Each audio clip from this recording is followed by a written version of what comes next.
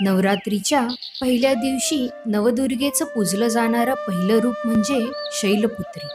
शैल म्हणजे पर्वत आणि पुत्री म्हणजे कन्या. ती पर्वतराजा हिमालयाची कन्या पार्वती. साधेपणाने, धैर्याने आणि निसर्गाशी नातं जपणारी देवी, जसं की आपल्या शेतकरी भगिनी, त्या या मातीशी जोडल्या गेलेल्या आहेत. आज आपण अशाच नारी शक्तीला भेट देणार आहोत. माझं नातं या मातीशी आहे, यातच माझं जीवन घडतं आहे.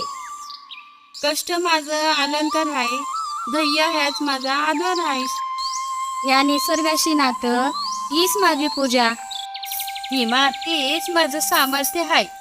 मी शैलपुत्री या सामर्थ्याची सावली आहे.